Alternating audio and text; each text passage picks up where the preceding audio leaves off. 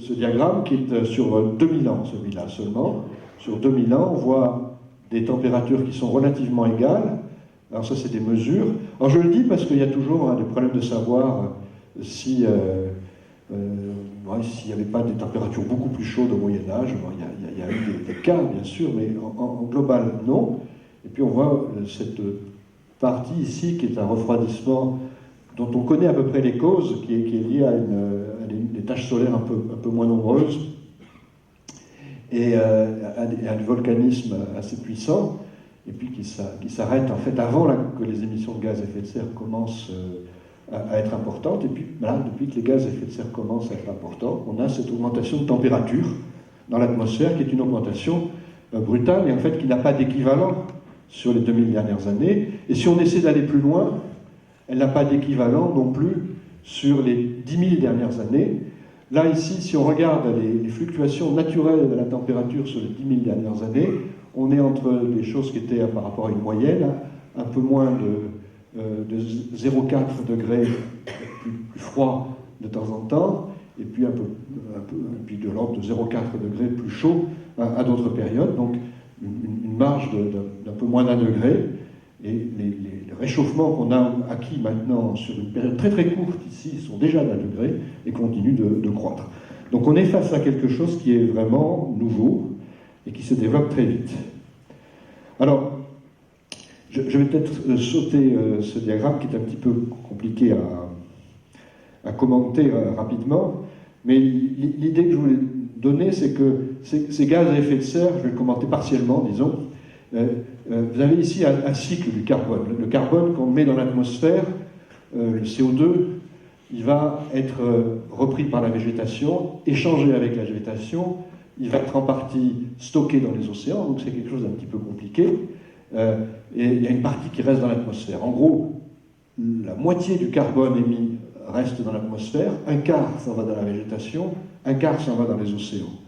Et ce mécanisme-là, c'est un mécanisme qu'on connaît, qu'on comprend, et il va avec le fait que la durée atmosphérique des gaz à effet de serre est très longue.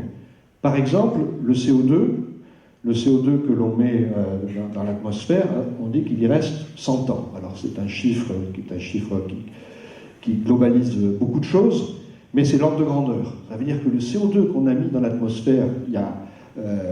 moi j'ai un père qui va avoir cette année 90 ans, voilà, je lui dis, le jour de ta naissance, le CO2 qui a été mis dans l'atmosphère, il en existe encore plus de la moitié.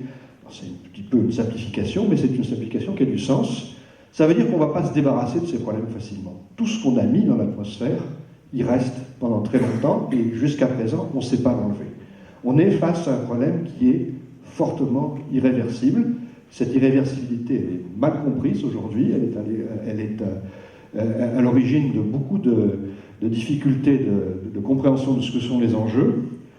Elle va avec un autre processus, c'est le fait que si ces gaz restent longtemps dans l'atmosphère, ils s'y mélangent. Ils s'y mélangent. Au-dessus de nos têtes, on a un mix, un mélange de gaz de différentes origines, enfin, c'est les mêmes gaz, le CO2, mais qui viennent de différents pays. Il y a beaucoup plus qui vient des États-Unis ou de Chine que de gaz français. En fait, la répartition est la même partout. C'est bien mélangé. C'est homogène. Il y a le même pourcentage de gaz français en Nouvelle-Zélande, là, de l'autre côté de la Terre, et puis ici. Donc on est sur un problème qui est un problème mondial, avec ces gaz à effet de serre qui vont rester longtemps et qui se diffusent à l'échelle globale de la planète. Voilà, alors maintenant, qu'en est-il aujourd'hui des activités humaines relativement récentes et des émissions? Comment est-ce qu'on émet ces gaz à effet de serre? Alors vous avez ici un diagramme qui est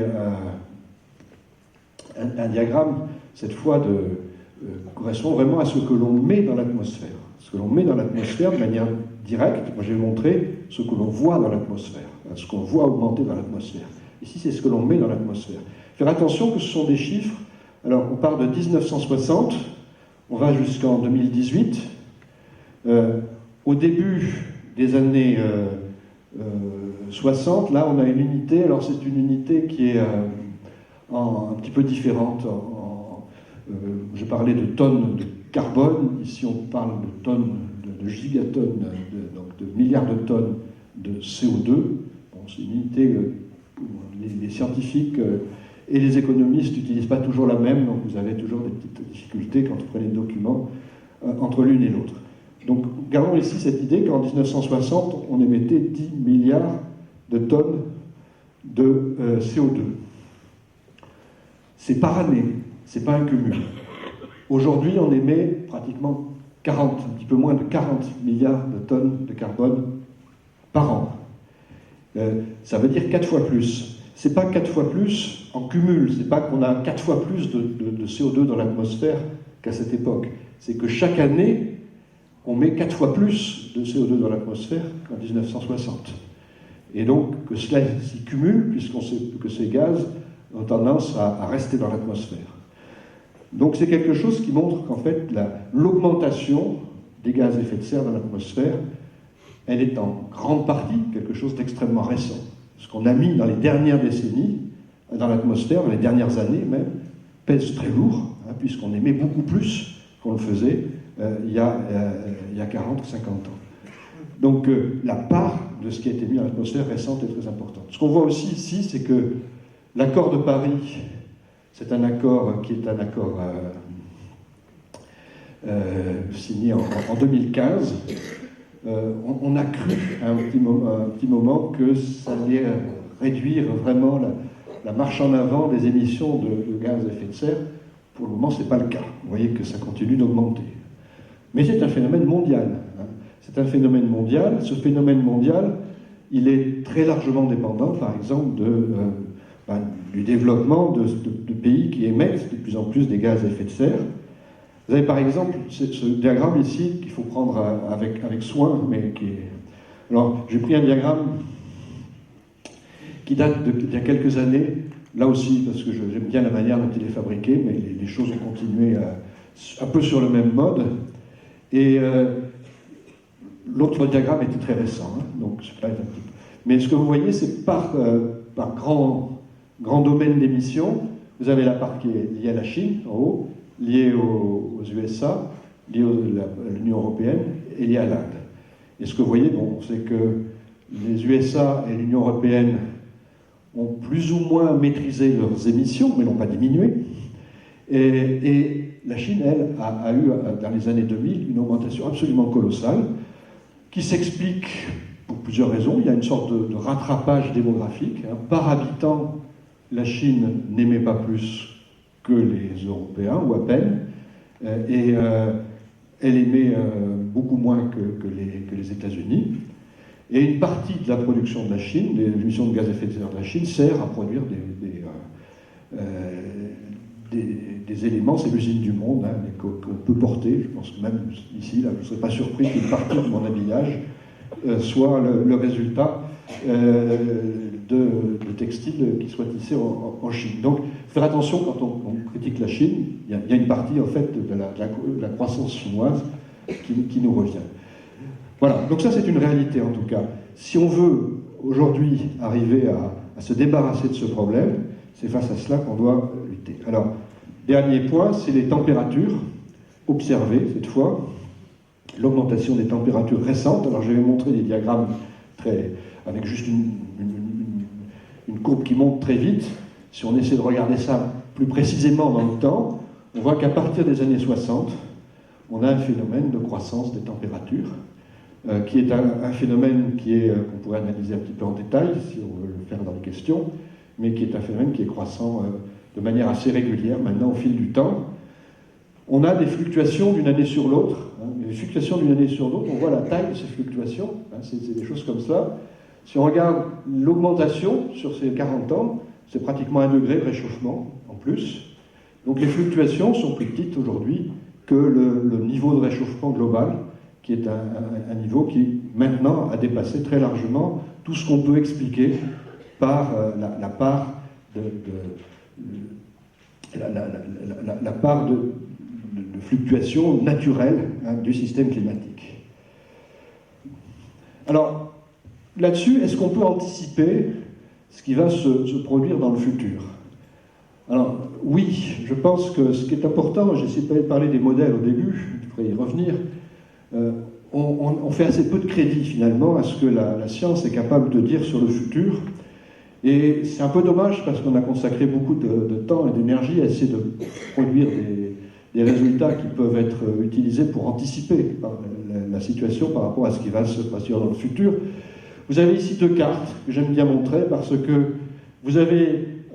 on va regarder juste la géographie. La géographie, c'est en haut une carte de réchauffement futur du système climatique, construit par des modèles. Les modèles, je dis, ça se base sur des équations du système climatique. Comment ça fonctionne? Il n'y a pas d'observation de température. On calcule, on a une forme de planète artificielle qui répond aux lois de la mécanique des fluides, aux lois de la conservation de l'énergie, etc. Et on a une distribution du réchauffement qui va avec l'augmentation des gaz à effet de serre, telle qu'elle est calculée par ces modèles, en haut. Et en bas, vous avez l'observation actuelle du réchauffement, tel qu'on l'observe sur la planète, et qui cette fois est donc le résultat d'observations, une grande partie satellitaire, hein, c'est une combinaison de données satellitaires et de données au sol. Et vous voyez quand même que l'allure générale du réchauffement, telle qu'elle est anticipée par les modèles, telle qu'elle est regardée par les outils satellitaires, ça correspond assez bien. Il y a même des choses qui sont assez remarquables. Vous avez ici cette zone-là, qui est une zone qui se réchauffe moins vite à cause du Gulf Stream qui a tendance à refluer vers le sud. On a des choses qui apparaissent là et qui ne sont pas si faciles que ça à observer et qui apparaissent dans les modèles et dans les observations. Donc on a des outils auxquels on ne croit pas complètement. Ça ne va pas nous donner le temps qu'il fait à Saint-Malo dans 30 ans. Mais ça nous donne des indications qui sont globalement des indications précieuses. Alors, on a fait, avec nos modèles, des choses plus globales pour essayer d'avoir des idées plus générales. Et souvent aussi en comparant les différents modèles de la communauté, où j'ai parlé de notre modèle, il y a peut-être une dizaine, une vingtaine de modèles indépendants. Si on prend tous les mix entre modèles, toutes les versions un petit peu différentes des mêmes modèles, on a une soixantaine de groupes qui participent à des exercices de comparaison des résultats des différents modèles. Alors le futur, on ne peut pas l'appréhender si on ne sait pas ce qu'on émet comme gaz à effet de serre dans le futur. Donc ce qui a été fait au départ par le GIEC, c'était de définir des scénarios possibles d'émissions de gaz à effet de serre. Alors en se basant cette fois sur de la futurologie, c'est-à-dire d'essayer de voir ce que pourrait devenir dans le futur les émissions de gaz à effet de serre de réponse à des mix énergétiques différents. Alors je utilise beaucoup le mot mix, mais on l'utilise beaucoup pour l'énergie justement. Je devrais dire parler de mélange. On a aussi dans les paramètres, j'ai parlé tout à l'heure de démographie, on peut parler d'appétence pour les problèmes environnementaux, de mondialisation de l'économie, etc. Donc à partir de ces différents signaux qui peuvent être plus ou moins différents dans le futur, il y a 6 scénarios qui ont été construits, qui donnaient des visions différentes des futurs. Et pour ces 6 scénarios, les modèles ont tous fait des simulations pour essayer de regarder quels seraient les changements de température. Donc ce que vous voyez ici, c'est par exemple le scénario le plus positif, c'est un scénario vert. Et ce scénario vert nous disait que on serait au-dessus de 2 degrés, quoi qu'on fasse en fait, dans les années qui viennent. Alors là on est en 2000, là on est en 2100. On voit qu'on peut avoir des modèles qui nous conduisent jusqu'à des températures fortes, 5, 6, modèle récent, 7 degrés. Ça dépend bien sûr de nos émissions, mais on est dans un domaine où les choses sont importantes. Il faut savoir qu'entre le climat actuel et le climat glaciaire, le climat, il y avait à peu près, aujourd'hui on a 1 degré de plus déjà, donc, mais il y avait 5 degrés à peu près entre le climat pré-industriel et le climat des époques glaciaires qui ont précédé. Donc c'est avoir un changement climatique qui est de cette grandeur, ça veut dire sur un siècle, avoir quelque chose qui est de l'ampleur des transitions glaciaires interglaciaires qu'on a connues dans les dernières centaines de milliers d'années, dans toute la période où il y avait déjà des humains, mais qui ont été obligés de se réfugier dans des grottes, etc. Donc c'est quelque chose qui peut être extrêmement rapide, extrêmement violent. Le scénario vert, en fait, il supposait qu'on dépasse, qu'on atteigne le 10 milliards de tonnes de carbone en 2050. On y est déjà. Et donc, c'est un scénario qui, d'une certaine manière, est déjà dépassé. Nous, ce qu'on peut voir, c'est qu'aujourd'hui, par rapport à des prévisions qui ont été faites en 2000, on est sur ces courbes-là, ici. Donc, les prévisions se sont montrées assez exactes. On est à 1 degré en 2020. Et donc, on est sur les courbes qui ont été anticipées de manière assez fiable, globalement, par les modèles au cours des dernières années. Donc, c'est des ordres de grandeur, mais c'est des ordres de grandeur qui sont tout à fait cohérents. Et on sait que ça va continuer, c'est-à-dire que les gaz à effet de serre qu'on a déjà émis vont provoquer un réchauffement auquel on n'échappera pas dans les prochaines décennies, quoi qu'on fasse, ils sont là, on ne sait pas les enlever, et ils vont provoquer un réchauffement. Si on veut réduire les émissions, il va falloir effectivement faire quelque chose qui prendra un petit peu plus de temps. Alors, voilà, ça c'était la répartition par pays. J'y reviendrai, c'est pour montrer qu'effectivement les gaz à effet de serre qui sont émis ont une répartition par pays qu'on pourra peut-être commenter. Ce que je voulais montrer, c'était la deuxième approche qui a été utilisée pour essayer de comprendre ce qu'on pouvait faire par rapport à ces émissions de gaz à effet de serre. C'est ici une sorte de vision un peu inverse qu'on peut construire à partir des modèles. Donc vous avez ici une sorte d'objectif qu'on va définir. Vous avez les températures observées qui augmentent maintenant, et puis on voudrait que cette augmentation se limite, par exemple, à 2 degrés. Alors, le dernier rapport, le rapport du GIEC qui a été commandé par la conférence, par la COP21, à l'issue de la COP21, qui demande même d'examiner comment on peut rester en dessous des 1,5 degrés de réchauffement, parce qu'il y a un niveau de danger qui est associé à ces 1,5 degrés. Et ce que vous voyez ici, c'est, il faudrait donc pour rester sous les 2 degrés, être sur cette trajectoire-là. On est ici à peu près, les chiffres sont des chiffres un peu de... Il y a un zéro qui est mis un petit peu de manière conventionnelle à ce qu'était la situation en 2000 à peu près. Et vous avez ici l'augmentation qu'on peut se permettre. Cette augmentation, qu'est-ce qu'elle conduit à quoi elle conduit comme émission de CO2 ? Donc ça, on peut faire ça parce qu'on a le cycle du carbone dans nos modèles. Elle conduit à cette décroissance-là, c'est-à-dire ne plus émettre de CO2 avant 2070, et même être capable à ce moment-là de capter du CO2 et d'aller le chercher dans l'atmosphère en utilisant la photosynthèse et en essayant donc de faire cette captation de CO2 qu'on doit stocker ensuite quelque part, alors par différentes méthodes dont on parlera peut-être dans les questions. Mais c'est quelque chose d'extrêmement rapide. Alors aujourd'hui, on parle toujours de l'équilibre carbone ou de la neutralité carbone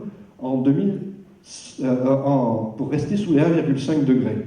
Pour rester sous les 1,5 degrés, il faut arriver au même résultat en 2050, en 30 ans. Donc 30 ans, à l'échelle mondiale, ne plus émettre de CO2 du tout sur la planète. Voilà. Donc il faut avoir conscience de ces résultats-là, parce qu'aujourd'hui, il y a beaucoup de choses qui se développent autour de ces idées-là, mais sans avoir, je pense, pris réellement le sens de ce que ça représente. Je crois qu'à un moment donné, il faudra être capable de dire ce qui est possible ou pas possible de manière un petit peu plus précise qu'aujourd'hui, parce que c'est évident que si on devait faire cela sans aucun garde-fou, sans aucune innovation technologique marquée qui puisse nous aider, on aboutirait certainement à des problèmes sociaux extrêmement difficiles, parce que ça veut dire être capable, dans le même délai, de mettre en place des transitions sociales, et puis aussi de régler des problèmes d'interface avec des pays qui ont leurs idées sur ce qu'ils veulent faire, et on n'est pas complètement dominant dans ce domaine-là. Alors, voilà, un dernier facteur sur lequel je voulais insister, on est près de l'océan, c'est que dans l'irréversibilité des systèmes, l'océan joue un rôle majeur. Hein, la plus grosse partie de la chaleur qui est le résultat des émissions de gaz à effet de serre se stocke dans l'océan. L'océan est transparent, il a une capacité calorifique qui est importante, et donc la chaleur s'y stocke. Elle se déstockera certainement. Alors comment? On ne sait pas à quelle vitesse, si on commence à diminuer les émissions de gaz à effet de serre. Mais ça reste des problèmes qui sont des problèmes d'études aujourd'hui sur ce qui peut se passer si vraiment on arrive à réduire rapidement les émissions de gaz à effet de serre. Voilà. Alors, je vais m'arrêter là. Je vais peut-être commenter, je vais rester sur ce diaporama-là pour ne pas vous compliquer les choses. Je ne vais pas montrer d'autres images trop compliquées, mais l'idée dont je voulais parler, alors finalement ça aide quand même à ne pas oublier quand on veut parler. Oui, c'est de se dire que ce qu'a fait la COP21, c'est une politique très, très particulière par rapport à ces enjeux-là. Bon, la COP21 a été conçue par des gens qui espéraient que tout le monde puisse signer l'accord. L'accord de Kyoto a été signé par très peu de monde, je le dis, uniquement les Européens. Donc l'idée forte derrière l'accord de la COP21, c'est-à-dire qu'il faudrait que tout le monde signe. Alors, tout le monde a signé, et une grande partie des participants ont aussi ratifié dans un délai extrêmement court de 2 ans, ce qui n'a rien à voir avec celui du protocole de Kyoto, et c'est en partie grâce aux dirigeants de l'époque que ça s'est fait aussi vite. Derrière cette idée-là, il y avait effectivement l'idée que, de toute façon, les accords onusiens sont très rarement contraignants. Et on en a beaucoup d'exemples. Alors, il y a, je pense, deux choses qu'il faut avoir en tête par rapport à cela, par rapport au COP. La première, c'est qu'il y a eu une idée d'un temps de revisite des enjeux qui est de 5 ans. Donc, quand on a dit qu'il ne s'est rien passé à Madrid, ce qui est vrai, de marquant, et que ça a été renvoyé à l'année d'après, c'est vrai et c'est faux. Enfin, c'est vrai, mais il faut quand même voir comme nuance le fait que, de toute façon, l'année clé qui a été identifiée depuis le début, c'est 5 ans après l'accord de Paris. 5 ans après l'accord de Paris, ce sont ce qui est dans le contrat de la COP, dire on revient tous les 5 ans. Alors ensuite, on va laisser les États libres de décider ce qu'ils font, ce qu'ils veulent faire. Et le diagramme un peu compliqué que j'allais montrer, c'est un diagramme qui montre ce qu'ont été les promesses des États au moment de la COP21. Elles sont très insuffisantes. Il faudrait les multiplier par un facteur 2 à 4 pour être sur un chemin qui pourrait être, sur une période des 15 prochaines années, puisque c'est là-dessus que se jouent les promesses des États, sur 15 ans, qui pourraient être suffisants pour rester sur la route des 2 degrés. Donc, ce qui a été accordé, ce qui a été promis aujourd'hui par les États est très loin en fait de ce qui nous permet de rester sous les 2, voire sous et donc a fortiori sous les 1,5 degrés. Donc on est sur des promesses qui sont nettement insuffisantes, qui devront être reprises par la suite, et je crois qu'il faut avoir conscience de cela. Alors, je crois que l'autre idée qui a été clé par rapport à la COP21, c'est de dire que ça ne marchera que s'il y a des mobilisations citoyennes autour de ces problèmes-là. C'est-à-dire que je crois que la seule force qu'ont imaginé les gens, je me souviens de discussions à ce moment-là, incidemment, je ne fais plus du tout partie du comité de suivi de la COP21, il n'y a plus de comité de suivi de la COP21, mais j'en ai fait partie, effectivement. Je me souviens des discussions, l'idée quand même que s'il y avait une force qui permettait d'aboutir à des résultats, c'est celle de l'opinion publique, elle était présente un petit peu partout, et que de ce point de vue-là, le réveil d'une partie de l'opinion publique, c'est quand même une nouvelle importante qu'on pourra aussi peut-être retenir dans les questions. Voilà, alors tout ça, ce sont des choses qui amènent à penser que... regardez le temps, là je l'ai un petit peu dépassé par rapport à ce que je voulais faire, mais je vais quand même prendre encore 10 ou 15 minutes pour parler de ce qu'on a fait en Aquitaine et des objectifs locaux. Alors, l'idée c'est que malgré tout, on doit essayer de... Alors ça, c'est... Oui, c'est la répartition, on parlera de ça après, c'est les répartitions... vous avez les... quand même. Vous avez ici les combustibles fossiles, les différentes manières de produire de l'énergie aujourd'hui dans le monde. Dans le monde, ce n'est pas l'électricité, c'est bien toute l'énergie. C'est le charbon, le pétrole, le gaz naturel, tout ça c'est des combustibles fossiles dont il faudrait se débarrasser complètement d'ici 2050. Vous avez en jaune le nucléaire, en violet l'hydroélectricité, en vert tout ce qui est lié à la planète vivante, je dirais, à la biodiversité, enfin tout ce qui est biocarburants et autres utilisations de déchets agricoles, stockage dans les sols, etc.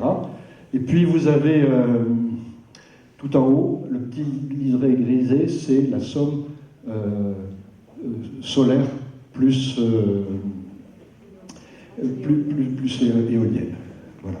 Donc en fait, ce qu'il faut, ce n'est pas des diagrammes qui sont les mêmes pour l'électricité. Pour l'électricité, surtout si on regarde certains pays clés, on a des choses beaucoup plus encourageantes au niveau des énergies renouvelables, mais mondialement, c'est le diagramme.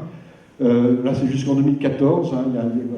Là aussi, j'ai gardé ce diagramme parce qu'il est un petit peu plus parlant que d'autres plus récents qui sont plus compliqués. Mais ça se poursuit. En fait, la partition entre les différentes formes d'énergie n'a pas énormément changé dans les dernières années, alors que l'usage de l'énergie a été multiplié globalement par 2 au niveau de la planète entre 1971 et 2014.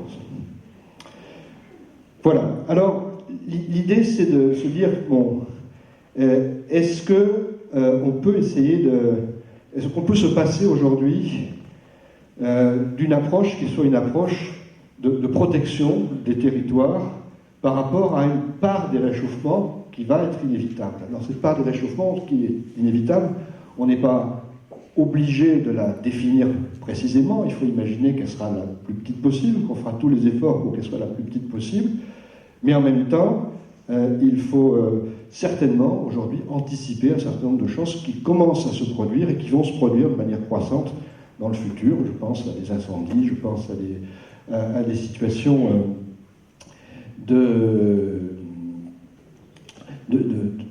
non seulement de sécheresse, mais d'inondation qu'on peut voir, de tempêtes. Il y a beaucoup d'électricité. Pour lui rappeler toute la litanie des conséquences, on pourra en parler dans les questions. Je voulais me focaliser sur les choses qui sont vraiment, à mon sens, irréversibles et qui dominent la quantification des problèmes face auxquels on est confronté. Alors, si on pose le problème sous cette forme-là, on a quand même à faire attention à plusieurs prérequis. Il ne faudrait pas que parler d'adaptation au changement climatique, qui a été tabou pendant beaucoup d'années parce qu'on voyait ça comme une manière d'oublier le problème global, et puis de chercher des manières de transiger avec cela, avec les nécessités de réduire les émissions de gaz à effet de serre, ce qui était parfois vrai.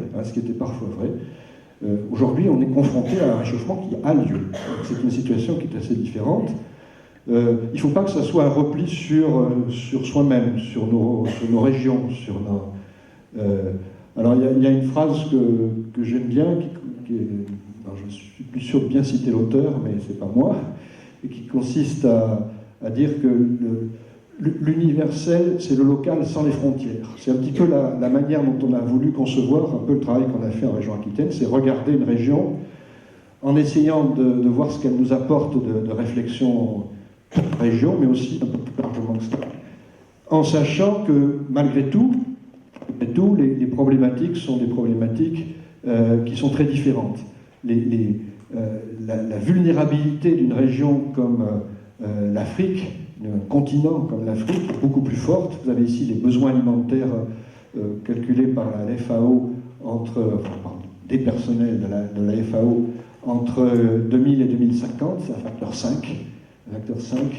Et ce qu'on peut montrer, je ne sais plus si j'ai montré le diagramme juste après, oui, il est là, c'est que quand on regarde ce qu'est la production primaire nette de végétation, comment elle dépend du climat, cette dépendance est négative et forte dans la région intertropicale. Donc la région intertropicale, simplement pour des raisons qui sont des raisons physiques, biogéochimiques, va être fortement impactée, beaucoup plus fortement impactée que nos régions. Mais nos régions vont être impactées aussi de manière forte, et c'est ce qu'on a cherché à regarder et à diagnostiquer en Aquitaine, et voir s'il y avait quel type de solutions on pouvait mettre en avant par rapport à cela. Alors, le projet qu'on a développé, c'est un... Alors, juste un mot, là, dans les conséquences, j'avais laissé ce diagramme pour montrer quelque chose qui est important, c'est l'évolution de la glace arctique. C'est quelque chose de très marquant. La moitié de la glace pérenne en Arctique disparaît. La partie de l'Arctique qui est couverte de glace pérenne a diminué presque de moitié depuis le début des années 60. Et c'est quelque chose donc, qui est un signal extrêmement fort du réchauffement climatique. Faire attention que cette glace arctique n'est pas celle qui relève les réponses, la glace donc, de mer, le relèvement du niveau de la mer, c'est la glace sur les continents qui fond. Et là aussi, on a une fonte très importante qui provoque des résultats importants en termes de relèvement du niveau de la mer et qui vont durer pendant très longtemps. Donc, je peux au moins citer cela comme conséquence directe du réchauffement climatique. Je ne peux pas tout citer, on reviendra sur certains éléments après. Alors, si on regarde maintenant une région comme l'Aquitaine, elle est, comme beaucoup de régions, comme toutes les régions, un petit peu tributaire de ce qui se passe globalement. Aujourd'hui, si on regarde l'Aquitaine, je reviens une fois en arrière, parce que j'avais commencé à parler Acclimatera, juste je voulais dire un mot. C'est un projet qu'on a construit avec la région Aquitaine, à la demande de la région Aquitaine, pour essayer de regarder dans le futur ce que pourrait être le changement climatique sur cette région. Et alors, on a fait un lien très fort entre le travail des scientifiques. On a fait 2 rapports. Un premier rapport en 2013, un deuxième en 2000, c'est un travail de 10 ans à peu près, un deuxième travail en 2020, en 2018, pardon, il y a 2 ans, et c'est à chaque fois des gros rapports qu'on peut trouver sur Internet par Acclimatera, qui ont au total mobilisé 400 chercheurs à peu près, et qui ont été assortis de visites très fréquentes à différents lieux de ces régions aquitaines. On a visité une vingtaine de villes sur plusieurs jours. On a ensuite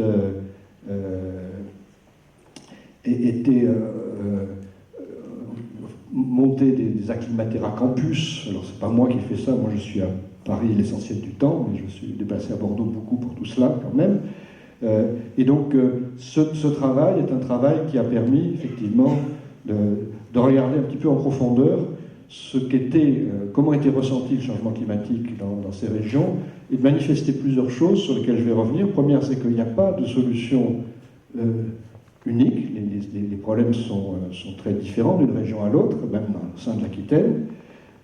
Et d'autre part, une chose qui m'a frappé, c'est il y a énormément de travail qui est fait, qui est pertinent par rapport aux enjeux climatiques. 400 chercheurs, c'est tous des chercheurs qui sont des chefs d'équipe, des chercheurs seniors qui ont des choses à dire. Et ce travail donne une image systémique de ce qu'est la région, qui est jusqu'à présent pas utilisée. Donc il n'y a pas, on tire pas parti majeur aujourd'hui de ce travail-là. Et d'autre part, on est dans un... d'autre part, j'ai oublié, je reviendrai là-dessus plus tard. Donc, voilà. Donc, ce qu'on a essayé de faire, c'est de regarder donc, ce réchauffement climatique futur. Et la région Aquitaine, elle est, comme toutes les régions du monde, soumise à des choses qui la dépassent. Hein. Et, par exemple, le réchauffement sur... cette période-là, donc ça c'est 1959, ça c'est 2015, on voit le réchauffement année après année sur l'ensemble de la région Aquitaine, c'est calculé par Criteo France, et on a à peu près 1,4 degré de réchauffement sur cette période-là. Donc c'est quelque chose qui est important, et c'est marqué en particulier à partir de cette période-là par des sécheresses agricoles qui sont plus fréquentes. Alors, pas montrer trop de schémas, mais les précipitations, par exemple, le signal de précipitation est beaucoup plus compliqué. Comment est-ce que la précipitation change c'est quelque chose de beaucoup plus compliqué à évaluer, mais les sécheresses agricoles qui sont directement dues à l'évaporation, enfin en grande partie liées à l'évaporation des sols, se multiplient à partir des années 1950. Donc on a quelque chose qui change globalement pour des raisons qui sont des raisons externes. Alors ce qu'on a essayé de faire, voilà nos deux rapports, ce qu'on a essayé de faire, voilà les auteurs du premier rapport, c'est de regarder le système sous une forme qui est une forme un peu systémique, justement. Et je vais essayer de montrer ce que je veux dire sur un exemple qui est celui de l'eau. Alors, je ne vais pas vous introduire au détail de la géographie aquitaine, hein, ce n'est pas le but de cet exposé, mais c'est de vous montrer que quand on essaie de réfléchir sur une région comme celle-ci, on a une complexité qui est d'une nature un peu différente de la complexité physique dont j'ai parlé jusqu'à présent. Quand on parle du climat, on a un problème physique, qui est un problème qui s'impose parce qu'il est physique. Quand on parle de la décision, qu'on essaie de la concevoir sur une région donnée, on est confronté à un problème qui est un problème de changement climatique, donc, mais lié à ce problème de changement climatique, vous avez un problème de maintien de la biodiversité, un problème social, et c'est la combinaison de ces enjeux par rapport à différentes manifestations de ces problèmes localement qui pose problème. Donc c'est finalement, le monde local est un monde pratiquement aussi compliqué que le monde global, cependant on l'étudie un peu moins au niveau scientifique. Alors, si on regarde l'eau, ben, l'eau dans la région aquitaine, alors ça a été fait, le premier rapport, on n'a pas refait pour la région Nouvelle-Aquitaine, un peu plus large, un peu plus compliqué, mais quand on se limite à l'Aquitaine, l'essentiel de l'eau qui vient de la neige vient plutôt des Pyrénées, un petit peu qui vient du Massif central malgré tout, et vous avez un changement majeur aujourd'hui, c'est que la neige a tendance à fondre plus tôt, mais ce n'est pas la seule chose qui arrive à l'eau. Là, c'est des diagrammes qui sont des diagrammes des étiages, hein, donc c'est des données qui sont parties des données observées. Les étiages ont tendance à diminuer, c'est-à-dire l'eau dans les rivières pendant l'été, et cette eau dans les rivières pendant l'été, c'est aussi lié à l'évaporation. Donc on a de la neige, enfin de l'eau qui vient des montagnes qui a tendance à passer dans les rivières bien avant l'été, maintenant, et puis de l'été, des étiages qui sont renforcés par l'évaporation de l'eau. Et en plus de ça, on a dans ces régions-là un usage de l'eau qui est celui d'une agriculture intensive, en particulier du maïs. Donc le lien avec l'agriculture, avec les problèmes agricoles, est un lien qui est extrêmement fort. Comment est-ce qu'on fait pour protéger, en fait, ces zones d'étiage qui commencent à manquer d'eau, du besoin en eau de grands producteurs qui sont demandeurs en fait de barrages pour essayer de capter l'eau pendant l'hiver et d'avoir cette eau qui soit présente en été, au moment où il y en a moins maintenant aujourd'hui. Donc c'est des domaines qui deviennent rapidement des domaines très controversés. On ne peut pas les séparer complètement des problèmes de biodiversité. Quand vous avez des rivières qui sont un peu à sec, la biodiversité change. Hein, vous avez des eaux croupissantes, vous avez éventuellement le retour au développement. Hein, on avait dans les landes du palu, il a disparu, mais ce qui est revenu ces dernières années, c'est de la dingue. On a aussi des problèmes un petit peu plus à grande échelle. L'eau des rivières, elle sert à faire fonctionner 2 centrales nucléaires, à refroidir 2 centrales nucléaires. Et on a des zones littorales qui sont des zones submersibles. Alors, si l'eau coule avec une saisonnalité différente, on peut avoir des effets qui sont compliqués. Vous avez ici un diagramme qui a été fait par l'Université de Bordeaux qui montre les zones inondables avec le relèvement du niveau de la mer et la mécanique de l'eau dans ces régions-là. En rouge, donc vous avez toutes ces zones inondables, ça c'est l'estuaire de la Gironde. Alors pour les gens qui connaissent, ici il y a la centrale du Blayais, une des 2 centrales dont je parlais, et ici il y a Château-Margaux, qui est aussi au niveau de l'eau. Donc on est face à des problèmes qui sont des problèmes complexes. Donc ce qu'on a essayé de faire dans nos rapports, c'est pour ce problème-là, pour d'autres que je ne vais pas détailler, la pêche par exemple, qui est un domaine qui est aussi difficile. On a parlé dans les rapports, un rapport sur les montagnes pyrénéennes et les montagnes limousines sont très différentes. On a eu une montagne sur l'urbanisme, on a fait des rapports, donc il y a beaucoup de choses qu'on a essayé de traiter. Pour tous ces rapports, pour tous ces domaines, essayer de donner forme de conseils. Alors, on n'est pas là pour décider à la place des décideurs, mais on est là quand même pour informer au-delà des chiffres. Donc, informer au-delà des chiffres, ça veut dire effectivement traduire en récit, c'est le mot à la mode, ce qu'on a pu donner ici.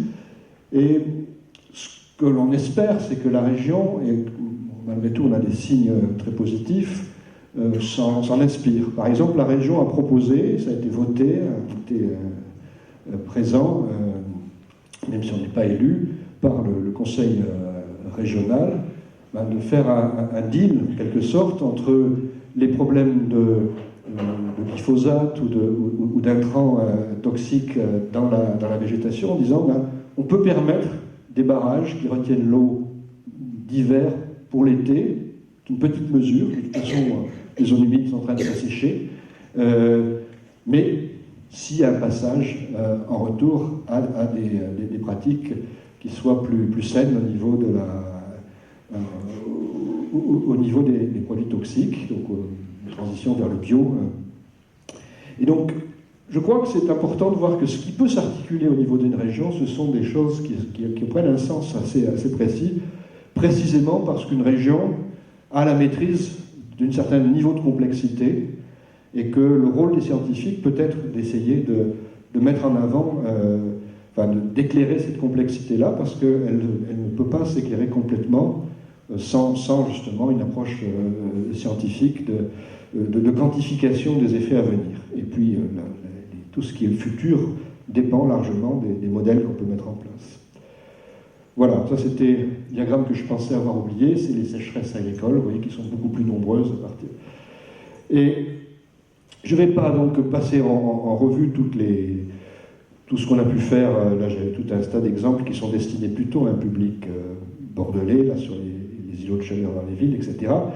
Je voudrais juste conclure sur ce dernier transparent avec quelques notions, quelques idées générales, et puis je voudrais qu'on ait effectivement le temps des questions après. Donc, le premier, c'est le fait que on est dans un contexte aujourd'hui qui est devenu tout à fait complexe parce que tout n'est pas possible. Alors la région, de ce point de vue-là, est un domaine qui est intéressant parce que c'est un domaine où les prises de décision sont nécessaires. Les prises de décision obligent à mettre en opposition des choses et à mettre en débat, des choses qui ne sont pas habituellement en débat. Comment est-ce que on regarde sur un terrain donné, est-ce qu'on favorise plutôt le maintien de la biodiversité, plutôt un urbanisme différent, plutôt la fabrication de biocarburants, par exemple, ou l'installation de centrales solaires. Bon, il y a plein de décisions de ce type qui sont des décisions qu'on ne peut pas prendre de manière simultanée et pour lesquelles on doit faire des choix, et ces choix qu'on n'est pas habitué à trancher aujourd'hui. Donc il y a ce besoin-là. Alors, j'ai mis par rapport à ça quelques mots qui me paraissent des mots clés importants. Alors j'ai mis médiation, éducation, écoute. Ça, c'est une des choses qu'on a rencontrées très fortement dans tout ce qu'on a pu faire, c'est le fait que il y a à la fois une sensibilité extrêmement forte des gens qu'on a pu rencontrer par rapport aux problèmes climatiques, avec très souvent même une angoisse créée par tout ce qu'on a pu dire sur le changement climatique. Cette angoisse, c'est une angoisse qui nous a fait réfléchir beaucoup, parce qu'elle peut être destructive. Donc, c'est vrai que les problèmes sont complexes, mais mais l'angoisse, généralement, traduit aussi une incompréhension sur le fond de ces problèmes. Et de fait, il y a des sondages qui montrent que quand on demande aux gens est-ce que vous pensez que le changement climatique c'est un problème important, il y a à peu près toute la population qui répond oui maintenant. Si on leur demande qu'est-ce que c'est que l'effet de serre, donc c'est une question qui a été posée, j'ai un transparent ici, mais je ne vais pas le montrer en détail, question qui est posée, en quoi consiste selon vous l'effet de serre? Bon, je reviens. C'est 15% à peu près de la population qui a une réponse adéquate. C'est-à-dire que ces problèmes-là, ils font peur aussi parce qu'ils ne sont pas bien compris et qu'on a plus de mal à les affronter. Je pense qu'on affronte plus facilement des choses qu'on comprend que des choses qu'on comprend mal. Et il y a un vrai problème à ce niveau-là. Donc tout ce qui est médiation, éducation, et écoute, parce qu'on a énormément appris, nous, des gens qui on a pu parler à l'échelle locale, qui connaissent bien mieux que nous les systèmes locaux. On a d'ailleurs retardé la sortie du deuxième rapport pour prendre en compte une partie de ce qu'on avait compris à la suite de ces écoutes. Voilà, alors la deuxième chose, c'est suivi actif de l'environnement régional. Je pense qu'aujourd'hui, finalement, on a des données sur énormément de choses. Elles sont un peu en pagaille. Si je reprends cette image ici des sécheresses agricoles, elles sont plus nombreuses maintenant. Il y en a beaucoup, elles sont à des dates différentes, des saisons différentes.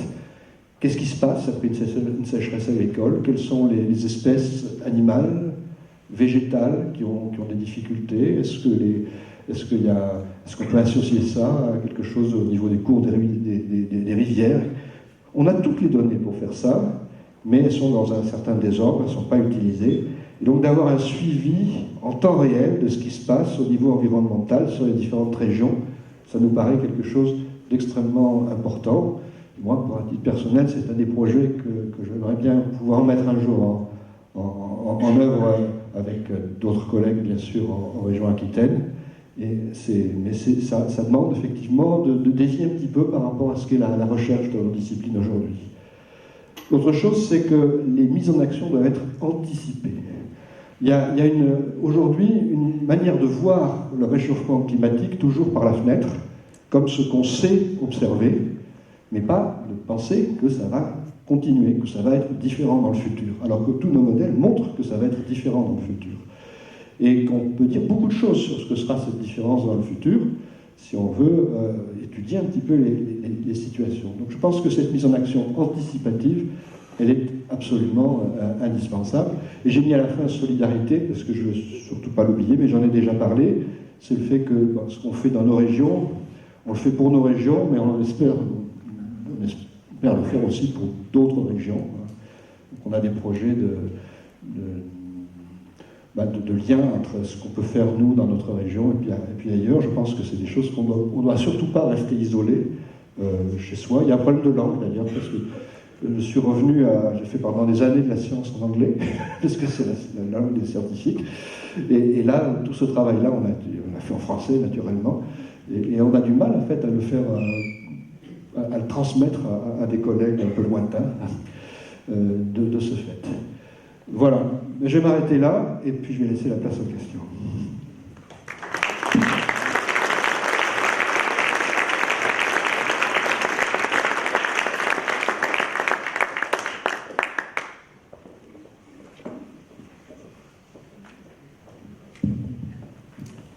Ok, merci beaucoup, Monsieur Letreut, pour cet exposé très instructif. Donc, écoutez, la parole est à la salle maintenant. Pour ceux qui veulent poser des questions, je vais me déplacer pour donner le micro. Alors, y a-t-il des questions? Il y en a au fond là-bas. Je ne vais peut-être pas avoir trop à courir.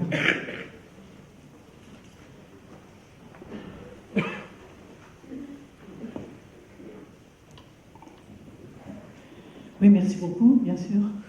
Mais alors, moi, je voulais dire, mais qu'est-ce qu'on fait maintenant, quoi? Parce que c'est vrai que depuis 1970, apparemment, il y a plein de choses qui ont été dites et qui étaient vraies et auxquelles on n'a pas cru, et puis on n'a rien fait. Enfin, on n'a pas fait grand-chose, puisque les choses ont continué à s'aggraver. Alors je me dis, bon, qui est-ce qui peut faire quelque chose? Alors c'est nous tous, bien sûr, mais pas tous non plus au même degré Alors je vous dis, bon, nous, au fond de ce changement, puisqu'on nous dit ça, effectivement, j'y crois aussi, bon, nous, c'est les gens, c'est aussi les politiques, c'est aussi les industriels, les agriculteurs, on fait tout le monde, quoi. Mais à quel niveau?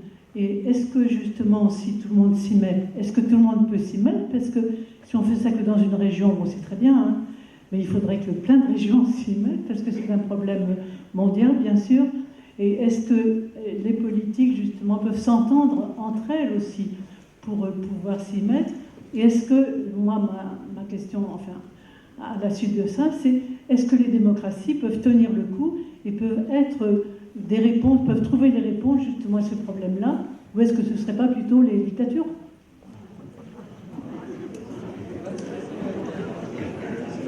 Alors, pour ce qui est de ce qu'on peut faire, je pense que peut-être, je vais prendre un raccourci entre les deux questions pour commencer. C'est vrai que il me semble qu'en France, alors je ne vais pas le dire ici alors que je suis invité par des aspirants élus ou des aspirants, mais je pense qu'on n'utilise pas tous les étages de notre démocratie au mieux de ce qu'on pourrait. Je crois qu'on a effectivement, ça a été pour moi un énorme plaisir de travailler dans un cadre, je dis, on a cherché à garder notre indépendance, on est resté bénévole par rapport à la région Aquitaine, mais le fait d'être proche de lieux de décision qui sont des lieux de décision locaux, ça donne vraiment une différence par rapport à ce qu'on peut faire. Et parce que les actions sont très rapidement en situation de poser des questions qui finalement sont des vraies questions scientifiques, des vraies questions de choix, des vraies questions de comment on réagit face à la situation actuelle. Je pense que c'est le caractère extrêmement concret de ce qu'on peut faire au niveau régional qui, moi, m'a paru vraiment intéressant, parce que aujourd'hui, on s'est un peu enlisé dans le discours sur les risques, et sur la réalité des risques, et sur l'alerte. On s'est un peu enlisé dans ce discours-là, parce que aussi les gens ont cherché à ce qu'on s'enlise. On a contesté tout le temps ça, nous obligeait à répondre. Mais la recherche de solutions, elle se fera un petit peu partout, je pense. Il faut, alors, est-ce que ça doit se faire dans d'autres régions que la région aquitaine? Oui, bien sûr, ça commence dans d'autres régions d'ailleurs. Moi, je ne prétends pas du tout à ce qu'on ait une exclusivité de ce qui a pu se faire au niveau régional. On a peut-être commencé un peu avant, parce que c'est une dizaine d'années déjà qu'on fait cela. Mais il y a en Occitanie, donc près de Toulouse, ici en Bretagne, il y a dans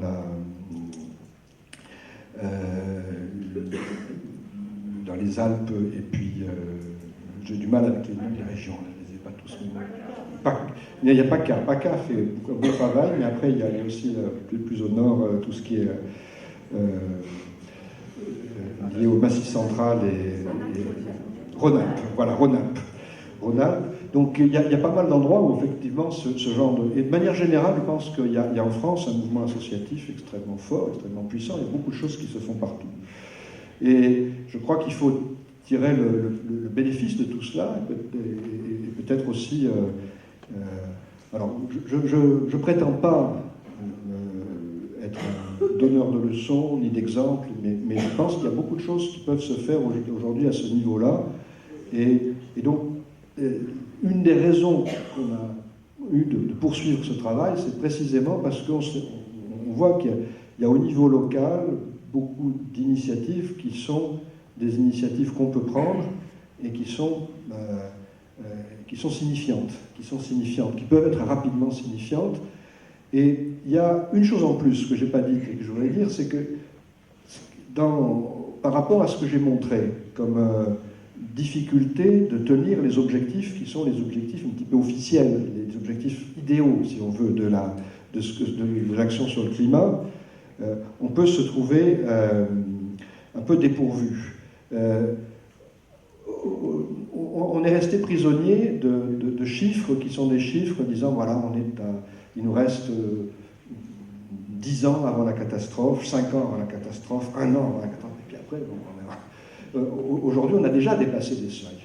Et ces seuils, il n'y a pas facilement un seuil qui nous dise, voilà, à ce niveau-là, tout va encore bien, et puis là, hop, on a passé le seuil, tout va mal. On est face à quelque chose, de problèmes qui s'approfondissent au fil des années. Et donc, je crois que le dernier rapport du GIEC sur les 1,5 degrés a conclu que ce qu'il fallait, c'était trouver une forme de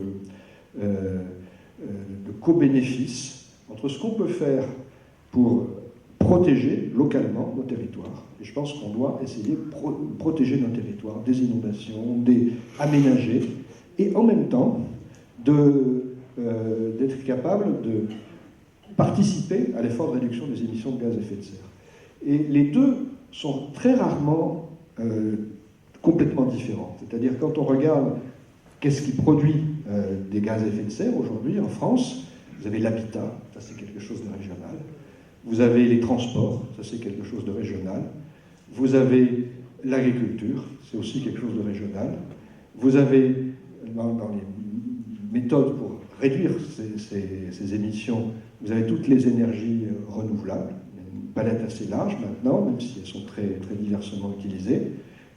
Et là aussi, souvent, le caractéristique de ces énergies renouvelables, c'est qu'elles sont mises qu'elles se développent à un niveau régional. Et puis, il y a la problématique transverse qui est, bon, on ne peut pas tout faire tout de suite, qu'est-ce qu'on choisit et qui est aussi une réflexion, nécessaire au niveau des citoyens.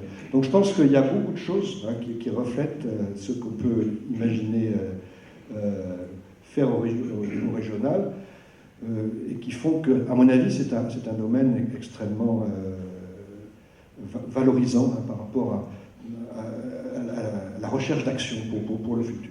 Ça, c'est une première remarque. Alors, par rapport à la dictature, c'est quelque chose que je prends au sérieux parce que, effectivement, c'est une remarque que j'entends souvent et je comprends pourquoi on fait ce qui ressemble toujours un petit peu à une provocation, mais et je pense que c'est ennuyeux parce que bon, on est face à un problème où on n'aura pas toutes les solutions. Alors, on est obligé de savoir qu'est-ce qu'on veut éviter. Alors moi, j'ai mon petit... ça devient un problème de valeur, c'est plus un problème de science. Je ne vais pas parler pendant la partie scientifique de la conférence. Moi, j'ai des deux favoris. Deux favoris, c'est la biodiversité, parce que ça, c'est... Si on n'arrive pas à la conserver, bon, on est quand même des êtres biologiques, nous aussi. Hein, on se prive de tout ce qui nous... Hein, c'est une mutilation un petit peu de ce qu'est sur les écosystèmes qui sont les nôtres. Et puis, il y a la paix, enfin, les aspects de maintenir une certaine justice sociale, un certain monde en paix, et des valeurs associées à cela, les valeurs des droits de l'homme. Si on commence par sacrifier ces valeurs-là pour les défendre, il y a un petit côté gribouille, quoi, qui se jette à l'eau pour éviter la pluie. Donc, je crois qu'il faut faire très attention aux valeurs qu'on veut essayer de conserver quand on traite de ces problèmes-là. Et ce chapitre des valeurs, on ne peut pas l'éviter aujourd'hui. Comme on a des choix à faire, ces choix ne seront pas des choix complètement scientifiques, ce seront aussi des choix de valeurs. Et derrière ces problèmes de dictature, il faut faire très attention. Alors après, souvent, si on parle de dictature, c'est par rapport à la Chine. Alors, moi, je connais un peu la Chine, pas très bien. J'ai quelques très bons amis chinois. Ce que je remarque malgré tout, c'est que la Chine a vécu des dictatures épouvantables, avec des épisodes où des millions de morts des millions de personnes sont mortes à cause de famine, et que depuis quelques années, il y avait, parce qu'on peut se poser des questions, une société plus ouverte, et que c'est dans le cadre de cette société plus ouverte qu'en fait la Chine s'est développée brutalement. Donc est-ce que c'est vraiment la dictature qui fait la force de la Chine? Moi j'ai des doutes à ce sujet-là.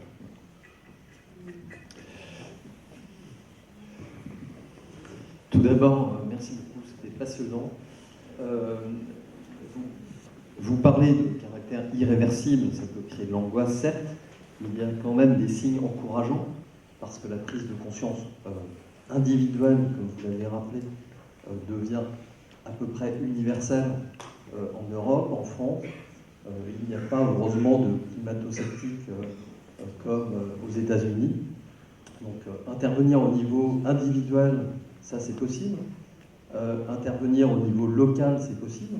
Mais il y a également des initiatives plus globales qui commencent à émerger, qu'on ne voyait pas il y a quelques mois, il y a quelques années. Je pense en particulier au projet de Green Deal d'Ursula von der Leyen, la nouvelle présidente de la Commission européenne, avec Frans Timmermans. D'autres exemples également en Europe, les projets de la Banque européenne d'investissement. Donc il y a une prise de conscience au plus haut niveau et un renouvellement du personnel politique. En Europe, on ne pouvait pas imaginer ce genre d'initiative sous la présidence de Juncker, qui vient d'un très très très vieux monde. Est-ce que vous imaginez l'aboutissement de ces projets? On parle d'une loi en mars, d'une loi européenne. Est-ce que vous partagez un peu d'enthousiasme à ce sujet? Alors moi je vois ça en tant que, je ne dis pas mon métier, hein, je vois ça en tant que spectateur d'une certaine manière. J'ai quelques collègues que je connais qui sont fortement liés à ces démarches-là, mais je pense qu'effectivement il y a des éléments positifs. Alors c'est la vie, c'est toujours comme ça, il y a des choses qui vont bien, des choses qui vont moins bien. Donc on a à la fois Trump, Bolsonaro, et puis une Commission européenne qui a l'air décidée à faire des choses. En tout cas, oui, je pense que la dimension européenne, elle est fondamentale par rapport à tout ce dont on parle, parce qu'il n'y a pas beaucoup, on a des puissances extrêmement fortes, il n'y a pas beaucoup d'acteurs autres que l'Europe qui est capable peut-être de changer la donne de manière forte. Ça, c'est pas en tant que scientifique que je peux dire ça, c'est en tant que citoyen. Je pense que c'est fortement, et depuis déjà assez longtemps. Je pense que l'Europe est ou ne sera pas, mais on peut espérer qu'elle le sera, un des facteurs de changement majeur pour tout ce qui est global et pour tout ce qui relève vraiment de la diminution globale des émissions de gaz à effet de serre et donc de l'évolution à moyen terme de notre climat.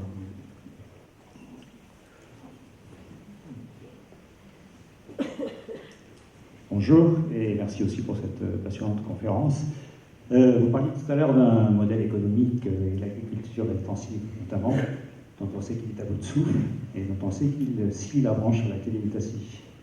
Est-ce qu'une des premières mesures, que ce soit à l'échelon mondial, et en particulier national, et régional, territorial et local, puisqu'on approche des élections municipales, ne serait pas d'aider au financement des agriculteurs, des éleveurs notamment, au passage au bio?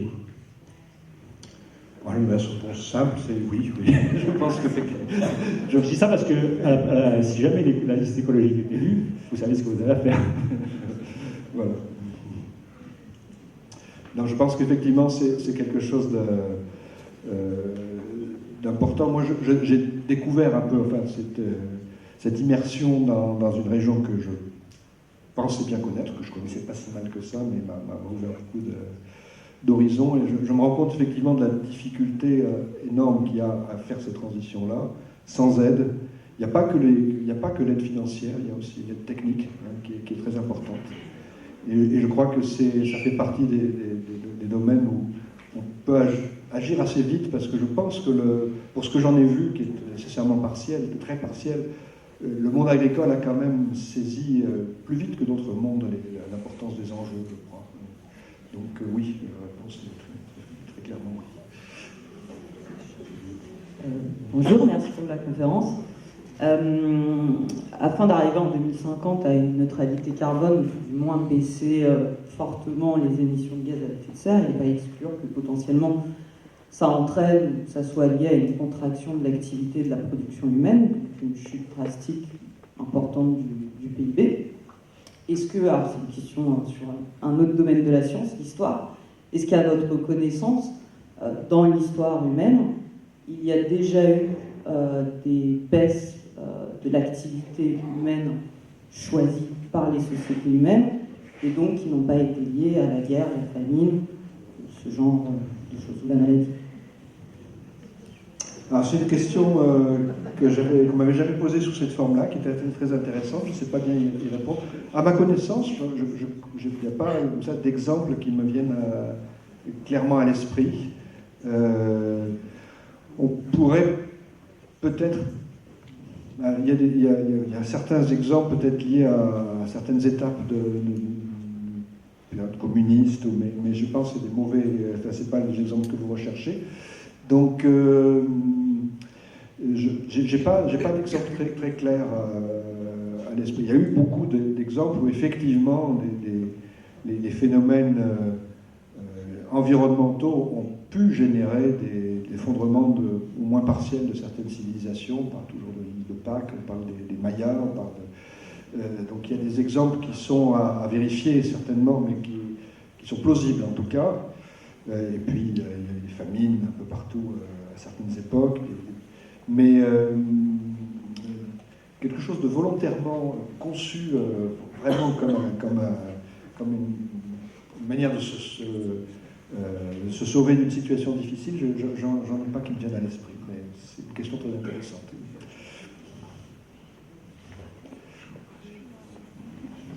Bonjour.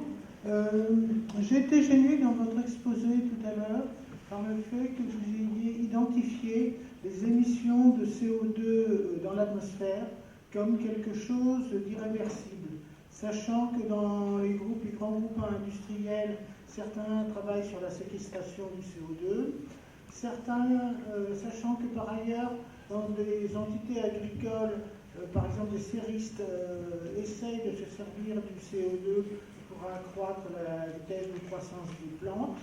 Et puis, dernière idée, j'avais entendu parler d'une volonté de favoriser l'absorption du CO2 au sein des océans, à la fois par dissolution et puis par fixation par les algues.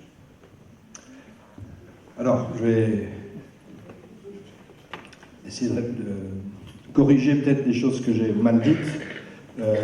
J'ai certainement pas voulu dire que c'était nécessairement et définitivement irréversible. Je pense que il y a une part de ce qu'on émet qui restera dans l'atmosphère, quoi qu'on fasse. C'est cette irréversibilité-là dont je parlais. Après, ce qu'on peut constater néanmoins, c'est que toutes les solutions dont vous avez parlé aujourd'hui sont très loin d'être mises en œuvre à l'échelle qu'il faudrait pour être capable de reprendre à l'atmosphère du CO2 dans des proportions qui soient suffisantes. On part, par exemple, si on prend la captation séquestration du CO2 ou de la séquestration dans les sols agricoles, on parle, si on veut vraiment être à l'échelle de ce qui est nécessaire, de capter des milliards de tonnes de carbone. Alors, bon, souvent on fait visiter ça à des élèves. Bon, on a aujourd'hui des laboratoires qui sont une bonne partie de cette salle. Alors, je ne sais pas exactement comment. Oui. Donc, ce que je disais, c'est que aujourd'hui, on a on n'est pas en train de développer de manière rapide et urgente, en fait, toutes ces méthodes de captation du carbone. Ça reste des choses dont on parle. Il y a par exemple, en France, il y a l'Institut français du pétrole et des énergies nouvelles qui travaille sur ces problèmes-là, qui avait un petit peu abandonné, qui a repris. Mais il n'y a pas une dynamique très forte autour de ces enjeux-là, et la manière de les... Il y a un projet qui est un projet de recherche aujourd'hui sur la captation du carbone par les méthodes agricoles différentes, qui font qu'on peut, avec des méthodes agricoles un peu différentes, essayer de laisser plus de carbone dans les sols agricoles. Il y a des initiatives de différents types. Je dirais que si elles se développent un peu par rapport à maintenant, elles pourront peut-être arriver à stocker des milliers, voire des millions de tonnes de carbone, pour arriver à des milliards, quelque chose qui sera significatif. Le chemin est encore très très long par rapport à toutes ces méthodes-là.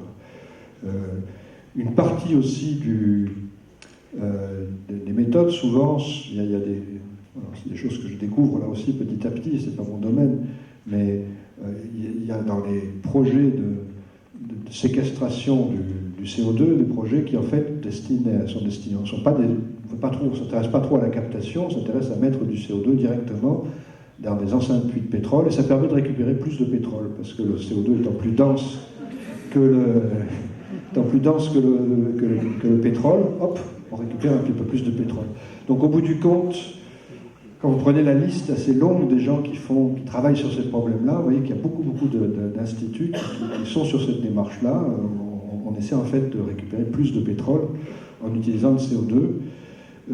Donc il faut faire assez attention. Je dirais qu'aujourd'hui, quand même, toutes ces méthodes, dont moi je suis partisan du fait qu'on essaye de capter les choses, on est obligé de constater que ça ne se fait pas, en tout cas avec l'énergie qui serait nécessaire. Tout à l'heure, on a parlé de dictature. Naturellement, personne n'a envie de vivre une dictature. Cependant, dans nos pays, on est habitué à avoir toutes les libertés possibles, à satisfaire tous nos caprices de riches et à ne pas envisager, à refuser d'envisager qu'il y ait parfois des contraintes ou des interdictions. Par exemple, il y a quelqu'un qui a, j'arrive plus à retrouver son nom, un homme politique de la France insoumise. Mélenchon. Comment ? Mélenchon. Non, pas Mélenchon. Voilà, Ruffin. Qui a proposé que soient interdits en France les vols nationaux qui polluent beaucoup plus que le train, dans la mesure où il y a des trains qui font le même trajet dans un temps raisonnable.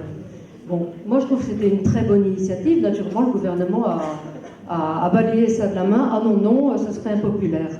Si on ne peut rien faire qui soit impopulaire, on n'y arrivera pas. En Allemagne, il y a une loi qui vient de passer qui baisse de 10% le coût des trajets en train et qui augmente assez substantiellement le prix des billets d'avion. C'est passé dans un tout petit entrefilet dans le monde pour que personne ne le voie naturellement.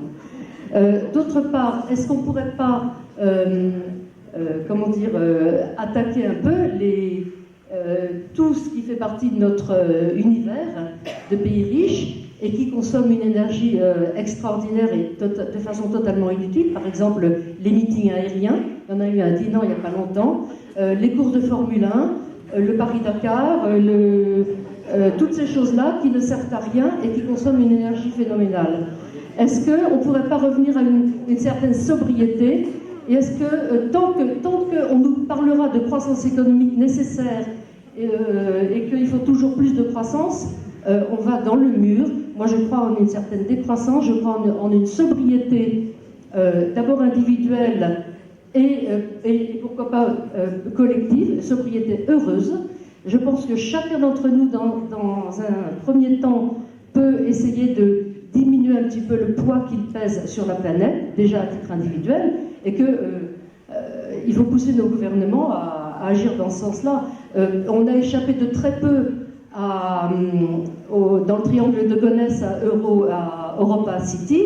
Il y en a qui essayent encore de faire revenir ce projet et de le réaliser. C'est de la folie, ce genre de choses-là.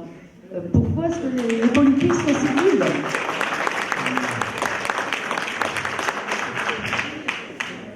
Voilà, c'est effectivement quelque chose sur lequel je n'ai pas vraiment à répondre en tant que... Mais juste une remarque quand même. L'Allemagne est quand même une démocratie aujourd'hui, donc s'ils y arrivent, on devrait peut-être pas avoir besoin d'une dictature.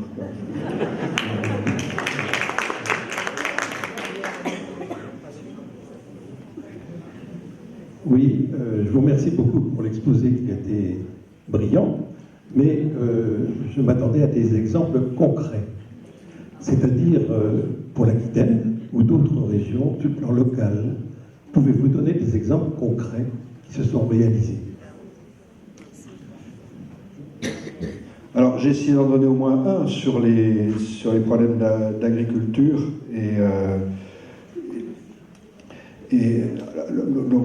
encore une fois, nous on a fait un travail d'examen de la situation, on a essayé de donner ce travail le plus possible aux décideurs. Moi je suis très respectueux, il y a des décideurs, ils sont élus, et je pense que c'est aux élus de décider, mandatés pour ça. on a suffisamment critiqué dans le cadre du nucléaire le fait que les experts se prennent pour des décideurs. C'est pas du tout le rôle que je revendique à ce stade-là. Il y a eu, en fait, au niveau de l'Aquitaine, un projet qui est un projet qui a été voté. Alors, j'étais présent, il y a eu j'ai connu ça, donc la séance du conseil régional s'est ouverte, elle a été suspendue, on a été deux à faire les exposés, moi sur le changement climatique, un autre sur les aspects de biodiversité, et puis ensuite il y a eu un vote sur un projet qui était un projet qui contenait en fait 11 priorités, une centaine de fiches actions qui étaient là pour consultation, et qui a été voté de manière à peu près unanime, sauf le Rassemblement national. Voilà, donc c'était il n'y a pas très longtemps, c'était il y a 6 mois de ça, c'est quand même une démarche. Je ne sais pas si on peut, nous, à notre niveau de scientifique, aller plus vite que ce type de démarche-là. Je ne vois pas quels sont les modes d'action qu'on peut avoir. Et encore une fois, je pense que... moi, je suis très, très respectueux de tout ce qui est démocratie. Mon épouse est... je ne veux pas répéter trop de choses personnelles, mais elle est d'origine argentine. Elle a quitté l'Argentine au moment où on avait appelé des hommes providentiels au pouvoir, M. Videla, des gens comme ça. Il y a eu des décès proches d'elle. Je pense que la dictature, la fin de la démocratie, c'est quelque chose dont il faut se méfier quand même très fortement. Et moi, je suis pour le respect des règles démocratiques, très fortement. Merci beaucoup d'être venu parler à Saint-Malo. Donc j'ai 2 questions, s'il vous plaît. J'aimerais savoir ce que vous pensez de la position de votre confrère scientifique Jean Covici, qui considère que nous n'avons plus le temps, finalement, de nous passer l'énergie nucléaire pour une transition vers le renouvelable. Alors ça, c'est la première question. La seconde, compte tenu de ce que dit effectivement la FAO sur le coût de production des protéines animales, il fallait en 1940 1 calorie d'énergie fossile pour produire 2 calories et demie d'aliments. Aujourd'hui, il faut 10 calories d'énergie fossile pour produire 1 calorie d'aliments, donc c'est absolument intenable. Si je réduis demain ma consommation de viande de façon drastique, par exemple 1 fois par semaine, c'est une bonne idée ou pas, s'il vous plaît?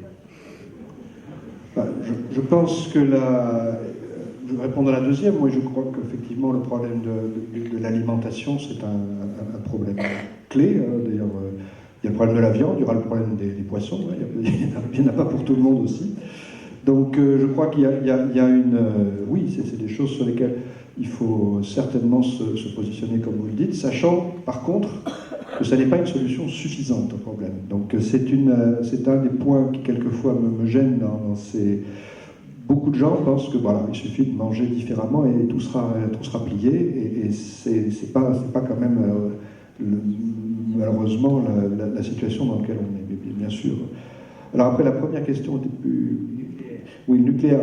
Alors, je partage pas les opinions de Jean-Marc, bon ami depuis longtemps, sur ces problèmes-là, parce qu'il est vraiment assez extrémiste par rapport à l'usage du nucléaire. Par contre, je ne pense pas aujourd'hui que le fait de garder nos centrales un peu plus, un peu moins, soit un élément clé. Ce qui était clé, c'est de développer les énergies renouvelables. Et après, c'est vrai que passer par une phase charbon, comme en Allemagne, ou rester un peu sur du nucléaire pendant quelques années, je ne sais pas, c'est quelque chose qui échappe de toute façon au domaine dans lequel j'ai une compétence de scientifique, et en tant que citoyen, je pense que c'est pas là que ça se joue. Ce qui est important aujourd'hui, c'est de développer des énergies renouvelables et de faire cette transition vers les énergies renouvelables de manière extrêmement rapide. Alors c'est vrai que le lobby nucléaire a joué un rôle dans le fait qu'on ne développe pas les énergies renouvelables. Une partie d'entre de ce monde, d'ailleurs souvent avec des gens que je connais qui sont de très bonne foi, comme c'est le cas de Jean-Marc. Mais bon, ce qu'il faut, c'est ne pas permettre qu'on ait du retard dans le développement des énergies renouvelables. Et c'est ça qui est clé aujourd'hui. Merci pour l'exposé. Donc je crois à la sobriété heureuse, je crois à la diminution de l'alimentation carnée, bien entendu, mais je crois aussi qu'on ne peut pas tout attendre des petits pas des personnes, des citoyens. Pour ce qui est de la France, on connaît les 3 grands postes, rénovation thermique des logements, transport et modification du modèle agricole. On sait qu'il faut agir là. Et on ne peut pas non plus se contenter d'attendre que ce soit les agriculteurs qui, sur leur denier, aillent vers l'agroécologie et le bio. On ne peut pas attendre que ce soit les particuliers qui rénovent spontanément leur logement. On ne peut pas attendre que les gens arrêtent de prendre leur voiture quand ils en ont besoin. Pour ces 3 gros sujets, on a besoin d'actions massives. On n'a pas besoin les petits pas ne suffisent plus.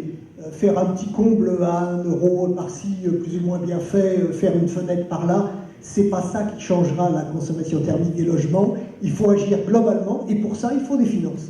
Il faut des financements, et des conseils, et des réseaux, et une organisation. Et je me demande pourquoi on en est encore au petit pas depuis si longtemps qu'on connaît ces 3 sujets-là, et pourquoi on n'agit pas politiquement, plus fortement, pour la mise en place de financements massifs. Là, je pense bien entendu au pacte finance-climat poussé par Jean Jouzel et Pierre Larouturou, qui d'ailleurs fait un excellent boulot là-dessus avec Nouvelle Donne au niveau européen, voilà. Donc, je crois qu'il faut des financements massifs et que les petits pas ne suffisent plus.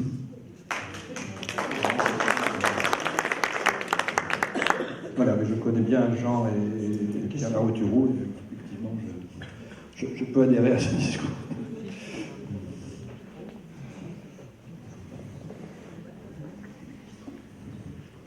Oui, merci pour l'exposé. Si je peux me permettre, je pense que le principe que vous cherchiez au début de l'exposé, c'est le principe de précaution inscrit dans la charte de l'environnement. Absolument, oui. Je m'excuse, mais non, ça ne venait pas. Et pour répondre aux collègues historiens, Malthus, par exemple, les théories de Malthus sur la limitation des populations. Voilà, mais c'est théorique. Je pensais sur l'exemple. Voilà. Alors moi, je pense que par rapport à l'exposé et aux questions qu'on peut se poser, c'est qu'en fait, il ne faut pas négliger la force du symbole. C'est-à-dire que la politique, c'est aussi des symboles. Et bien sûr, à l'échelle locale, on ne peut pas changer le climat, mais on peut prendre des décisions qui vont dans le bon sens et qui permettent à tout le monde de voir que le tournant est vraiment pris. Et à ce titre-là, sur Saint-Malo, c'est pas la priorité. On voit qu'on va dépenser 20 millions d'euros pour rénover le Palais du Grand Large, pour accueillir des congrès, et que par ailleurs, pour ce qui est de la rénovation thermique, etc., il n'y a pas à rond. Et la question que je voudrais vous poser, c'est, je suis d'accord avec vous, c'est bien les politiques qui doivent décider. Mais comment, est-ce que là-dessus vous avez des idées, comment au niveau local, on peut travailler avec les scientifiques en évitant le piège de l'expert qui vient souvent donner des leçons, et souvent, parfois, enfin, pas souvent, mais parfois, avec des intentions cachées, etc. Comment faire pour travailler convenablement à l'échelle locale? Alors, ça c'est un point qui effectivement m'a toujours... je vais reprendre ma phrase. Le problème du lien entre la communauté scientifique et puis le reste du pays est un problème quelquefois un petit peu délicat. Dans la réalité, en tant que scientifique, on est très rarement mandaté, on est très rarement sollicité de manière active en tant que scientifique, ce que je fais aujourd'hui qui est un peu différent, si, la demande d'un travail, d'un investissement, c'est quelque chose qui n'est pas fréquente. Donc je crois qu'il y a effectivement à trouver des manières de lier la communauté scientifique à des projets locaux qui soient sur ces thèmes-là. Aujourd'hui, qu'est-ce qui se passe? On a une communauté scientifique qui est une communauté scientifique qui a démarré des études sur ces problèmes-là. Ça demande des outils assez lourds, des satellites, des avions, des bateaux, des choses qui demandent un effort important, des financements qui viennent de l'ANR, l'Agence nationale pour la recherche. dériver une partie de l'action des scientifiques sur une réflexion un tout petit peu amont sur ce que sont ces problématiques, comment elles se combinent les unes aux autres, comment est-ce qu'on fait pour lier des problématiques physiques, sociales, etc. C'est quelque chose qui vient petit à petit et qui viendra plus vite s'il y a une certaine sollicitation du milieu scientifique à ce niveau-là. Or, le fait est qu'il n'y a pas vraiment une sollicitation du milieu scientifique. Moi, ce qui m'est arrivé en Aquitaine, c'est un cas presque unique. Après, il y a eu des répliques derrière ça. Mais la seule vraie sollicitation qu'on a eue, finalement, c'est celle du GIEC. Celle du GIEC, et elle a apporté des fruits que vous avez vus. Donc, je crois que c'est une des choses. Moi, je pense qu'il ne faut pas hésiter. Il y a des laboratoires dans toutes les régions de France. Vous avez ici des très grands laboratoires en région Bretagne, qu'il s'agisse de Brest ou de Rennes. Donc, il faut essayer d'en profiter. De Nantes, je ne sais pas si Nantes Je n'ai pas fini la phrase.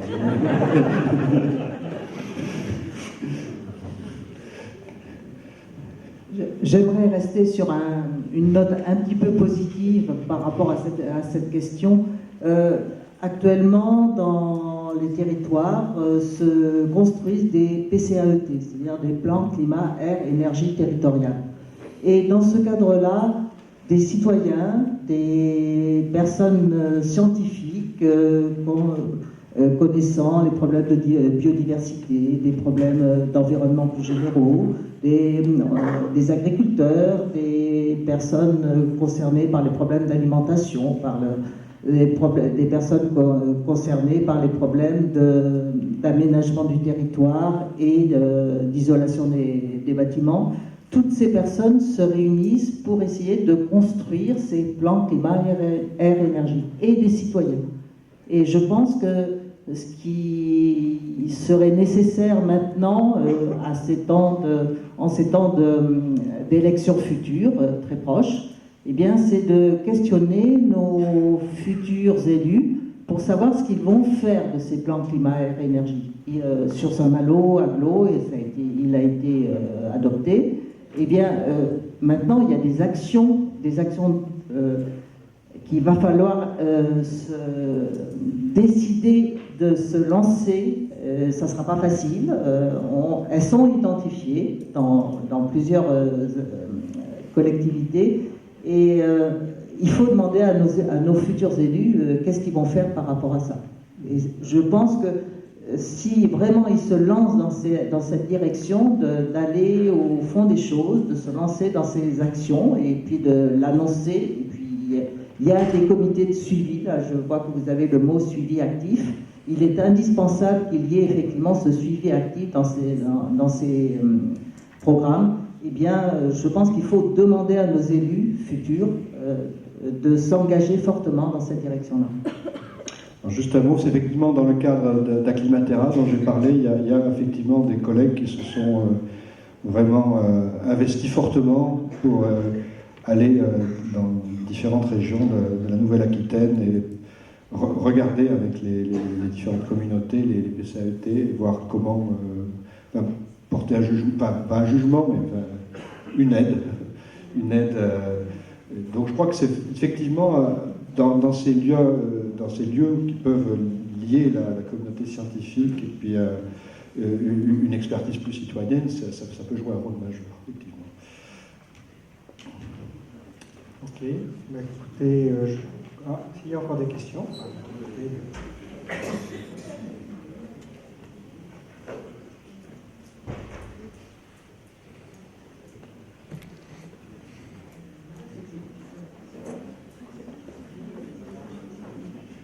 Bonjour et merci beaucoup pour votre exposé, puis les questions après qui ont été posées. Tout de suite, là, on a parlé de Saint-Malo, on a évoqué Saint-Malo, puis la politique actuelle de Saint-Malo. Là, tout de suite, quelqu'une devant a indirectement interpellé les futurs élus. Et moi, j'étais venue autant pour m'instruire et approfondir mes connaissances du global au local, autant, alors je ne sais pas si c'est prévu ou pas, qu'il y ait une parole des futurs élus, des candidats actuels qui nous ont invités, et merci, sur ce qu'on pourrait décliner localement. Alors je ne demande pas évidemment un programme précis dans le détail, mais au moins des grandes orientations qui feraient l'ossature de leur politique en la matière. Enfin, si c'est possible. Merci.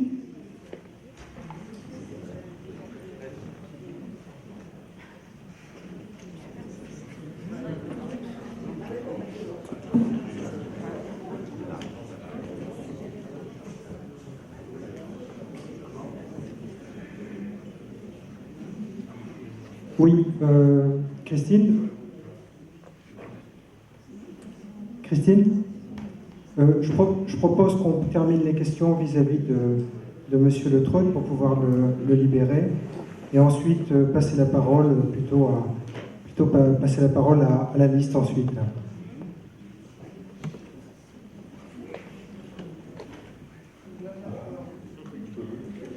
Oui, bonjour. Moi, j'aurais une petite question. C'est par rapport au niveau des villes. En fait, il y a des villes qui essaient de faire des baisses de température à l'intérieur de la ville, tout en ayant des systèmes de refroidissement, que ce soit liquide ou brumisateur, ou etc. Est-ce que ça aurait un réel impact si toutes les villes étaient capables de rafraîchir leur ville, proprement dit? Comme on sait, par exemple, le noir, ça capte la chaleur. Le blanc, ça va le repousser. On pourrait y travailler, je sais pas, sur les routes, par exemple, les routes, les rendre plus claires, en fait, pour éviter un réchauffement. Enfin, je veux dire, je voulais savoir si ça aurait un impact réel sur l'ensemble de la planète, si tout le monde, toutes les villes avec leur structure, faisaient un système de refroidissement eux-mêmes, en fait. Et puis, si le blanc, c'est trop réfléchissant, il y a une petite couleur sympa, c'est le jaune, c'est pas trop mal non plus.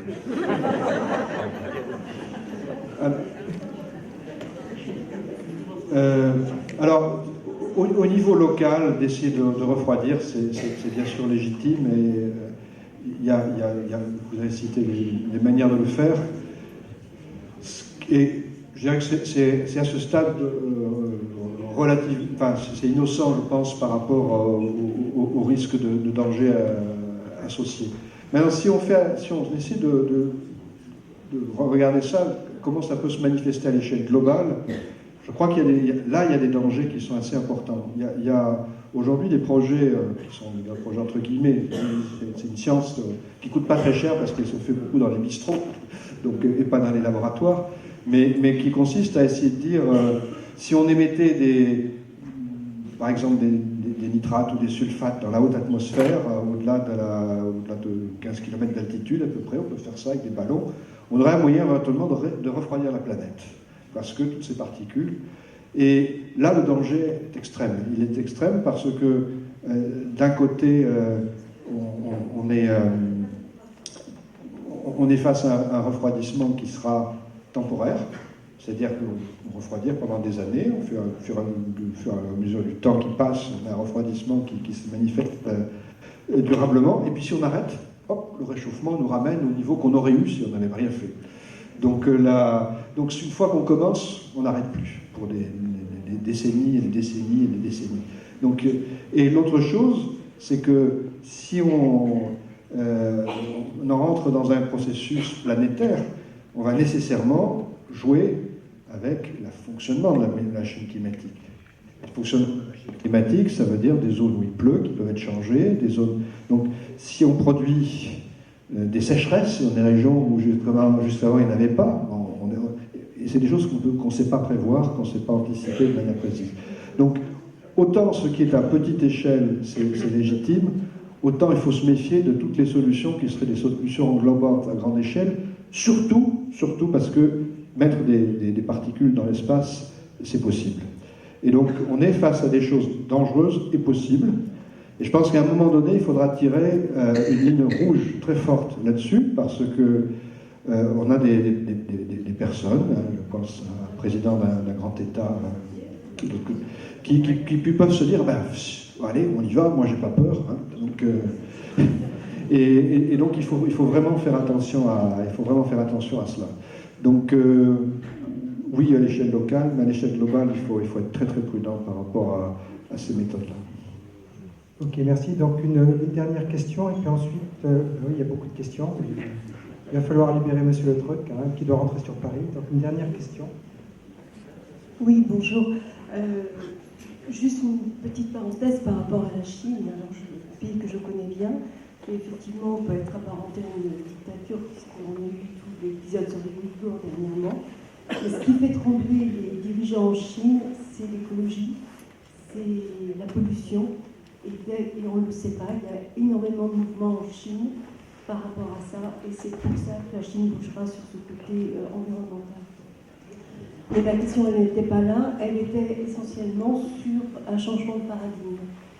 Ne pensez-vous pas que l'économie circulaire, pas au sens de la MacArthur où elle est extrêmement restreinte, puisse être une réponse dans le cadre où effectivement on fait travailler ensemble les experts scientifiques, mais aussi économiques, c'est important par rapport à ça, et sociologique. Donc on passe d'une économie linéaire à une économie circulaire, qu'en pensez-vous ? Oui, non, je pense que c'est effectivement des notions qui sont capitales par rapport à tout ce dont on parle. Après, c'est vrai que ça va... Oui, enfin, la réponse, elle est oui. Ce que la seule réserve, je voulais dire, c'était effectivement de ne pas faire cela à la place d'autre chose. C'est-à-dire, moi, ce que je me méfie quelquefois dans certains discours ou certaines postures auxquelles j'étais confronté, les gens me disent finalement, tant qu'on n'aura pas changé le système mondial, tant qu'on n'aura pas des économies différentes, ça ne sert à rien de faire. Voilà. Alors c'est le seul parti du discours qui quelquefois m'ennuie, mais autrement, oui, je pense que c'est absolument indispensable de travailler avec des économies circulaires. Voilà, Ok. Bah, écoutez, je vous remercie beaucoup, Monsieur Le Treut.